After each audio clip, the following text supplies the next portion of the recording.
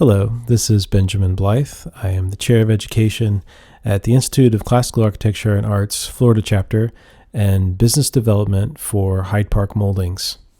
Today I'd like to take you behind the scenes to discover how plaster moldings are created by using a shape, which we consider a profile molding, or if it's ornamental in nature, if there are enrichments, floral patterns, and the like, how that is created and cast. So please join me now for a tour of Hyde Park's workshop in New York.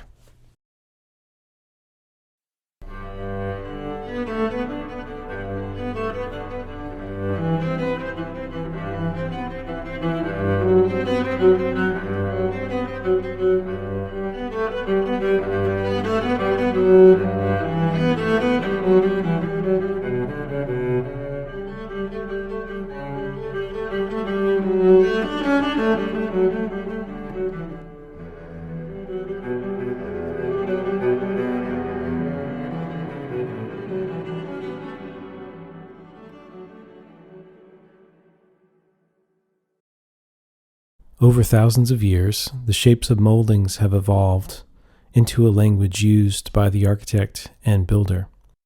No matter how complex the combination of shapes may be, we use a single knife to create the molding profile. Most manufacturers of plaster moldings use CNC technology to create molding profiles with steel knives. Knives for the molding profiles were originally cut by hand and run in place against a wall or ceiling. We still see this technique used down stair stringers or on the undercarriage of a stair where compound curves prove to be very difficult to create in a workshop. This aspect of the plastering trade all but died out in the 1940s with the widespread use of sheetrock. A carpenter installing sheetrock could install a wooden crown molding above it much quicker than a plasterer could run one. The run-in-place molding was replaced by the bench-run molding, which could be produced quicker and cleaner in a workshop environment. This is what we know today as precast moldings. After a core is created, burlap is laid upon it to become the reinforcing agent within the plaster cast.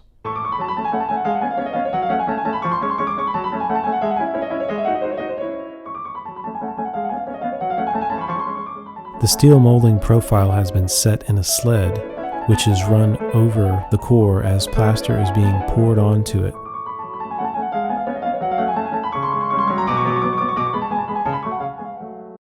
This process continues as the plaster sets in its hardness and takes its shape with a smooth top face coat.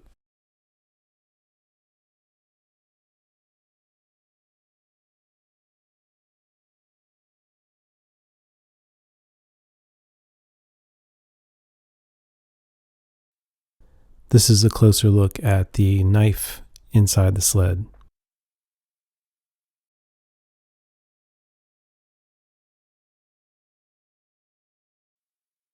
We still begin with the molding profile. Let's extrude that shape. And in this instance, we will add ornamental brackets on top of it. First, the model is made in clay, then laid over top of the run plaster molding profile. We then make a mold from that model, and we use the splash casting technique to cast the plaster into the mold.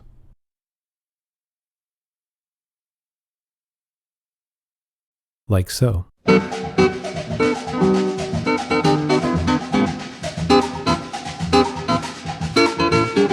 Mr. Cisneros uses a paintbrush to get plaster into every nook and cranny of the mold.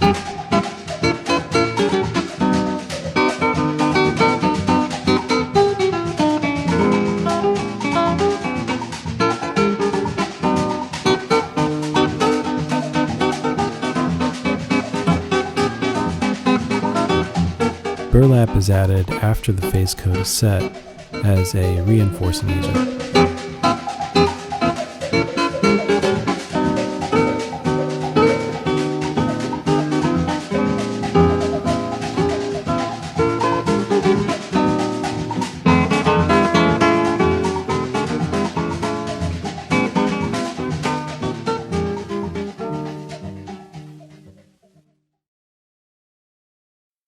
After about 45 minutes or an hour, the cast is demolded.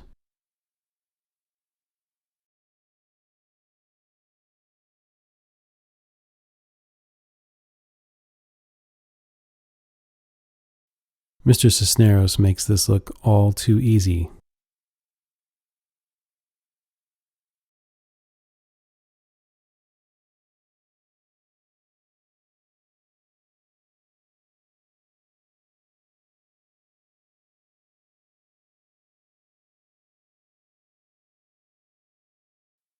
Thank you so very much for joining me today. If I have not made clear the difference between a profile molding and an ornamental molding, please do contact us with any questions you may have. The Institute of Classical Architecture and Art is dedicated to the appreciation, education, preservation of traditional architecture and art in the United States and abroad. Please come visit our website to find out about courses, online education, local events, and how to become a member. Thank you again for watching, and we'll see you next time behind the scenes.